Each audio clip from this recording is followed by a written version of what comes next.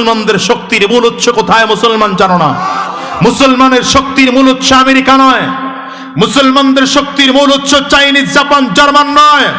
আজকের যারা আমেরিকার শেল্টার নিয়ে ক্ষমতায় বসতে চাও, ওই ভারতের শেল্টার নিয়ে ক্ষমতায় বসতে চাও, তোমাদের জন্য বলি আমাদের সাথে আমেরিকা নাই, থাকার প্রয়োজন নাই। রাশিয়া নাই, থাকার প্রয়োজন নাই। জাপান নাই, থাকার প্রয়োজন নাই। জার্মান নাই, থাকার প্রয়োজন নাই।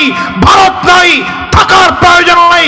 রব্বে করিমের সাহায্য যদি আমাদের থাকে, রব্বে করিমের সাহায্য যদি আমাদের থাকে, বুকে হাত রেখে বলতে পারি আমার বাংলার জমিনে আগামীর দিনে ওলামায়ে কেরাম কোরআন প্রতিষ্ঠা করে ছাড়বে ইনশাআল্লাহ। দুহাত তুলে বলো ঠিক কিনা? হ্যাঁ, তবে আপনাদেরকে একটা ছোট্ট জিনিস বলতে হবে।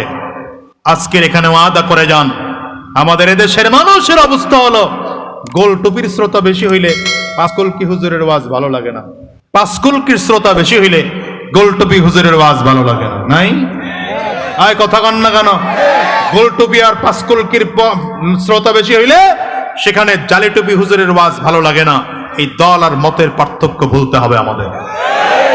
আপনি পরিচয় দিবেন আমি অমুক দল করি, আমি তমুক দল করি, আমি জামাত করি, তাই দুই চক্ষে চরমনাই দেখতে পারি না। আমি চরমনাই করি, তাই দুই চক্ষে জামাত দেখতে পারি না। আমি হেফাজত করি, তাই খেলাফত দুই চোখেও দেখতে পারি না। আমি খেলাফত করি, তাই দুই চোখেও হেফাজত দেখতে পারি না।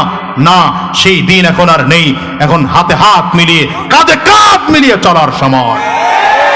আমি আপনাদেরকে বলবো, যেমন করে বিগত 5ই আগস্ট আমরা একত্রিত হয়েছিলাম, কে কোন দল করে পরিচয় ছিল না, আমাদের এক পরিচয় ছিল স্বৈরাচার মুক্ত বাংলাদেশ চাই। ঠিক কিনা বলো? ঠিক কিনা বলো?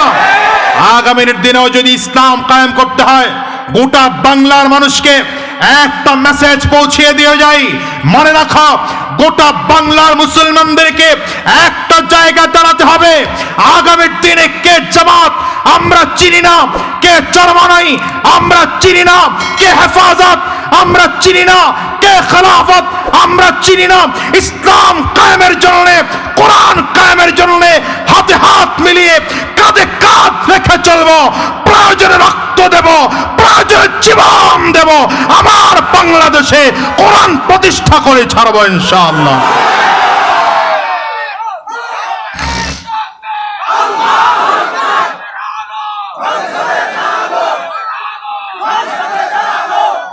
ভাইরা আমার, পারবেন ঐক্য হতে? দলের দ্বন্দ্ব ভুলে যান, টুপির দ্বন্দ্ব ভুলে যান, মাসলাকের দ্বন্দ্ব ভুলে যান।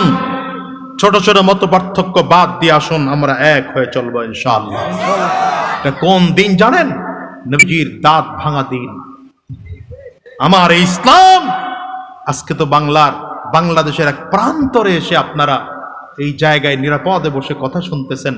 সাহাবীদের যুগে এত নিরাপদ ছিল না, এত নিরাপদ ছিল না।